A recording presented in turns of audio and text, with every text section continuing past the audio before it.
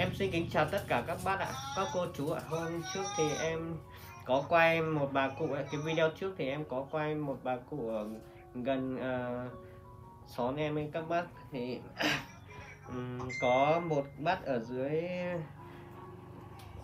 xuôi ấy, hỗ trợ cho bà cụ 300.000 và nhờ em mua một ít sữa với lại thịt các kiểu cho bà ấy, và có một bác thì hỗ trợ cho em tầm khoảng 50.000 gì đấy, và nhờ em mua cho bà một ít sữa. Thì hôm nay thì em mới có thời gian đi chợ. Hôm nay hai anh em lại đi chợ và mua cho bà được một ít thịt này, và mua được một ít sữa ông thọ, sữa tươi, sữa ông thọ kiểu, và em có mua được một cái áo trị giá là 150 đây các bác. Là bây giờ thì chắc hai anh em chuẩn bị đi trao cho bà. Máy hôm nay ở trên em thì nó cũng nói chung là cũng rất là lạnh, nên là phải mua cho bà một cái áo khoác. Tính ra thì em mua thịt mua sữa các loại thôi, nhưng mà em phải chi một tí để mua cho bà một cái áo, bởi vì ở trên này thì bây giờ nó rất là lạnh, nên là người già và trẻ em thì rất là cần thiết về áo ấm ấy các bác. Đây, xin mời tất cả các bác cùng theo chân em ạ.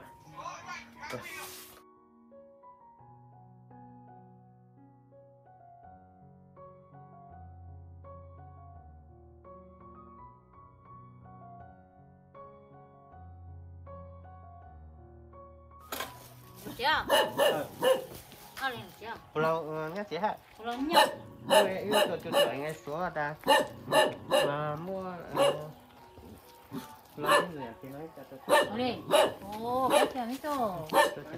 Chết tốt cả. Nó sẽ có sốt à? Dạ. Ba cái này không. Mua cao cho pulau. Cho mình đâu chỉ Mua nó sữa. Mua cao cho pulau là ta. Mình đâu chỉ mua lần á. Ê, uống cái đi. Một cái lên ha. Uống cái mua pulau ha.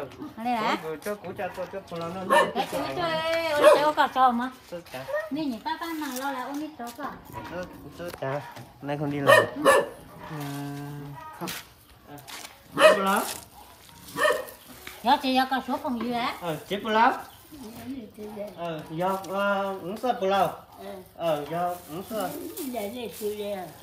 Do bắt chùa. Bắt chùa. Cái do hàng nhiệt xua. Nó pulau. Bắt chùa ơi. Giặc câu này. Do bắt chùa giảng câu pulau. Cái câu bắt uống chỉ bắt được pulau. Vô nhà tôi tô cao pulau. Vô nhà tôi tô cao. Lên đây mấy chưa? Chứ chẳng có. Nhớ tôi có tiền. Có sốt không mấy chỗ? Có không cho nắng thế. Hủ tứ hủ. Mới tay cho thằng mình. Ồ, có ta nàng là có sốt không mấy chỗ? Nhớ tôi có tiền, tôi trồng ít tiền này nè. Ở đây chưa chẳng pulau. Ít tiền này tôi chụp bông, chụp mồm kìa. Cháu sợ pulau. Nè. Rồi nè. Rồi ít tiền này nè mà. Chắc có thấy tí. Rồi nó có vô này. Do nó ta xuống mất tôi cho con nó pulau. Xuống mất tôi cho con nó. Giờ thì cháu coi nhảy tu rồi con. Pulau Năng tôn tục chúa này. Giờ lên đây. Ở trong mưa là đây. Ít tiền này để tôi chụp bông mơ rồi. Còn có tôi thầu uống đầu để cô chụp bông mơ. Nó nói chung là ăn nữa nhé.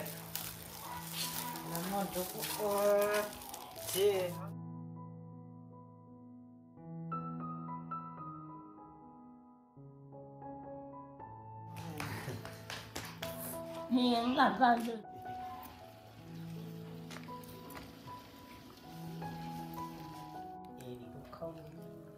Con đĩa. Thật tay lát nha.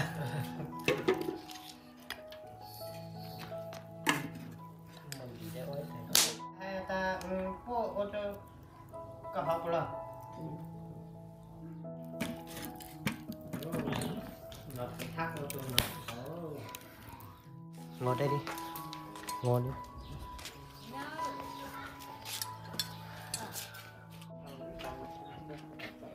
Tôi bao giờ tôi xuống đá để chờ số ta lúc con mình số số đấy là được rồi. Con mình. Đây là cái gì mình chắc tôi đi ra khó khăn mấy tôi. Ồ lấy hả mà.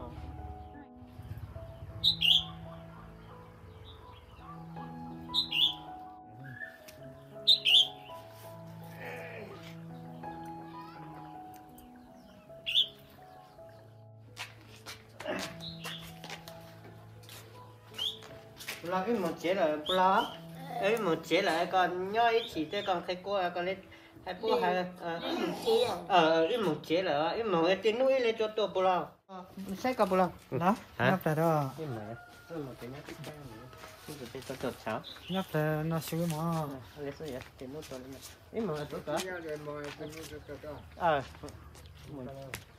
chỉ biết một cái đó in tôi thấy tôi nè chưa có